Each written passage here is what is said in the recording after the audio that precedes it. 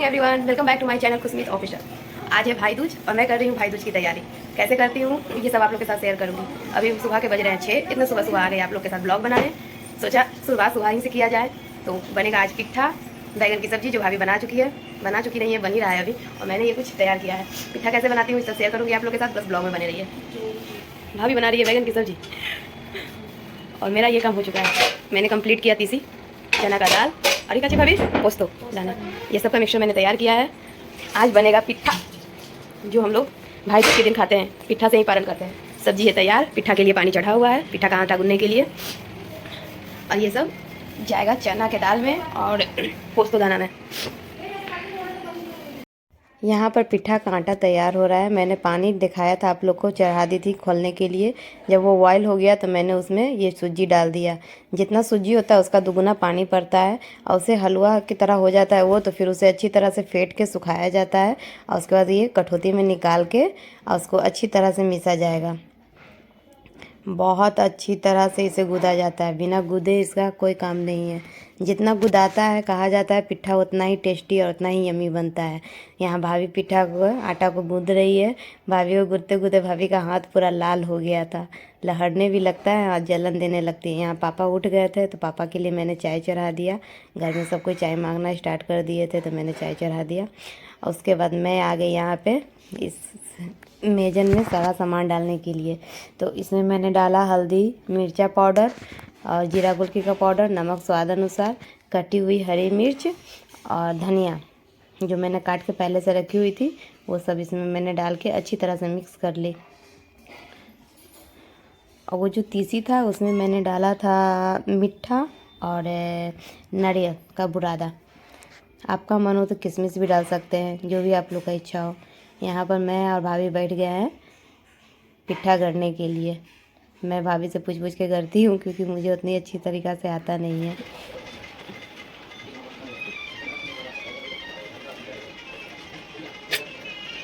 हमारे यहाँ आज के दिन खीर भी बनता है। ये जितना सारा पिट्ठा गरा रहा है इसे मैं फिर से गर्म पानी करके उसमें डाल के 5 से 10 मिनट के लिए उबालूंगी और फिर निकाल के ठंडे पानी में धो के फिर अच्छे से छान के रख दूँगी। पिट्ठा तैयार है। अब मैं यहाँ पे सब बना कर जा रही हूँ नहा धोवा कर रेडी होने, क्योंकि पूजा का टाइमिंग हो चुका है। और मुझे अपने घर में नहीं किसी और के घर में जाकर पूजा करनी है, क्योंकि मेरे यहाँ गोवर्धन भगवान नहीं बनाए जाते हैं। क्यों नहीं बनाए जाते हैं पता नहीं। फिर मैं आ गई यहाँ गोवर्धन की पूजा करने के लिए। गोवर्धन की पूजा कहिए या भाई दूज कहिए, हमारे यहाँ तो भाई दूज ही कहा जाता है इसे। ये पर्व भाइयों के लिए ही किया जाता है। मैं अपने भाई के लिए ये पर्व की हुई हूँ।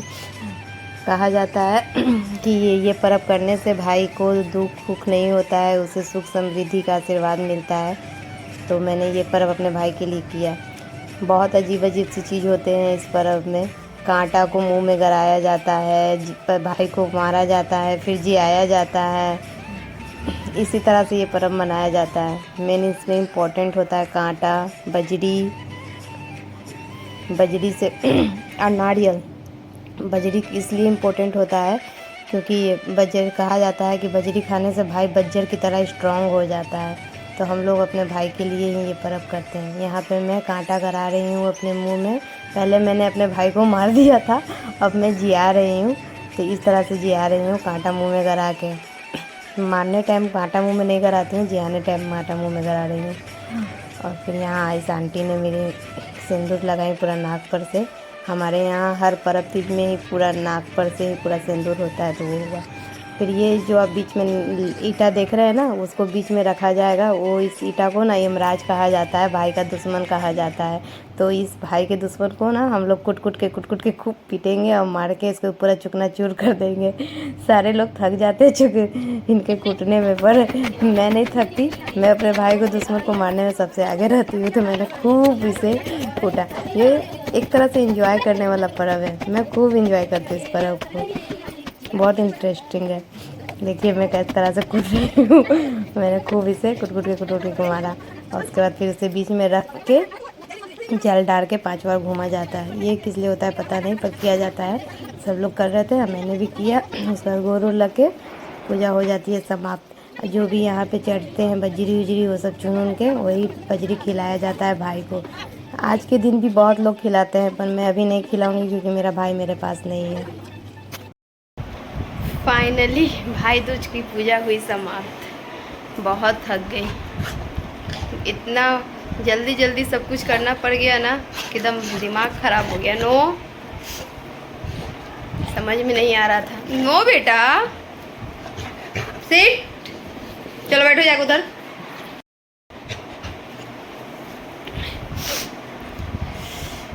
अभी बस पानी पीऊँगी, बहुत कंठ सूख रहा है। सुबह से निर्जला व्रत है मेरा, तो सोच रही हूँ पहले पानी पी लूँ। जान में जान आए। अब पारण होगा मेरा उसी चीज़ का जो सुबह हम लोग ने बनाया था, मैंने और भाभी ने मिलके, पिट्ठा दाल का, तीसी का, पोस्तो दाना का। तो उसी पिट्ठा से हम लोग पारण करेंगे। भाभी का इत्तेफाक से लेडीज़ प्रॉब्लम हो गया तो वो पूजा नहीं कर पाई, मुझे अकेले ही सब कुछ करना पड़ गया। इसीलिए रेडी हुई तो आप लोग को अपना लुक नहीं दिखा पाई, कुछ नहीं कर पाई। बस फटाफट नहाई, रेडी हुई, उसके बाद ऊपर पूजा घर में पूजा की, उसके बाद जाकर पूजा वहाँ की। हम लोग बाहर ही जाते हैं पूजा करने के लिए। हमारे घर में गोवर्धन भगवान नहीं बनते हैं, किस वजह से नहीं बनते हैं पता नहीं, पर ससुराल में नहीं बनते हैं। मेरे नैहर में बनता है तो वहाँ पे हम लोग घर पे ही करते थे, पर यहाँ पे नहीं बनता है। भाभी बोली घर पे नहीं बनता है तो हम लोग बाहर ही जाते हैं। तो आसपास कहीं भी होता है तो हम लोग उसके यहाँ जाके कर लेते हैं। तो मेरे घर के 2 घर बाद अपोजिट साइड वहाँ बनाती हैं आंटी, तो हम लोग उन्हीं के घर गए थे पूजा करने के लिए। बहुत सारे लोग आए थे वहाँ पूजा करने के लिए। मैं तो लेट हो गई थी। पूजा लगता है 11 साढ़े 10 बजे लमसम चालू हो गया था। मैं 1 घंटा बाद गई, 11:30 बजे। पर सब चीज़ हो गया सही से।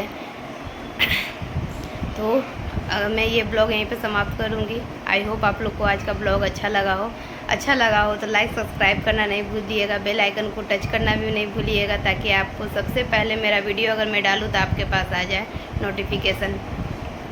ठीक है, तब तक के लिए बाय बाय।